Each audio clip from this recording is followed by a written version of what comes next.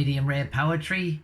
My name's Filet Mignon, and today I've got a little story about probably a part of your body that is rarely thought about.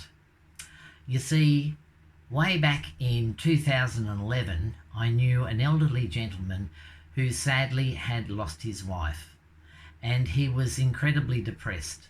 He was also a poet, and he sent me a whole swag of poems that he'd written over the years, but they were mostly really depressing.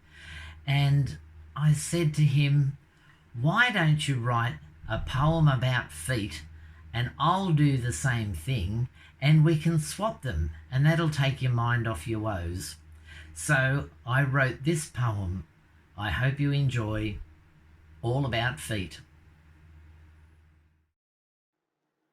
All About Feet by Filet Mignon. What a day, what a day, what a day. One shouldn't treat one's body this way. It's so nice to just flop in your chair. Let your feet have a breath of fresh air. Look at both of those soles. No wonder your socks are all holes. As I look at that whimpering pair, it's amazing that they are still there. These feet are my rock of Gibraltar. Without these, my posture would falter. But I've taken them always for granted. Through them to the earth I've been planted. Now I study them quite fascinated, as my interest must always be sated. They have qualities second to none. Without them my life would be numb. Without feet I would surely be shorter, and my stride wouldn't be what it oughter.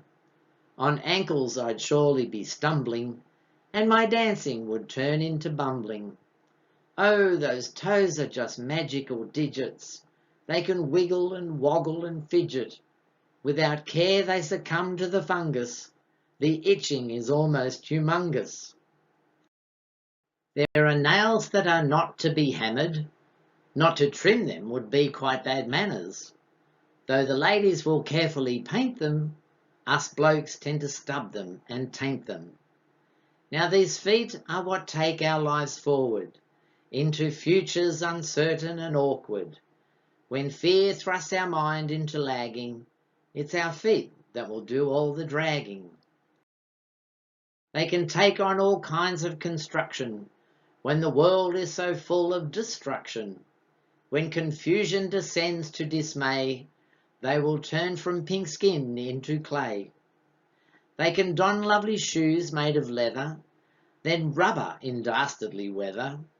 When the sun blazes hot all day long, then our feet love to breathe through a thong.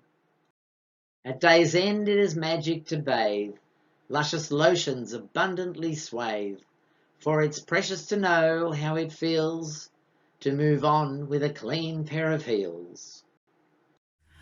I wrote that poem on the night that I suggested to the elderly gentleman about swapping poems about feet, and sent it off immediately to him, and he never responded. So that was a shame.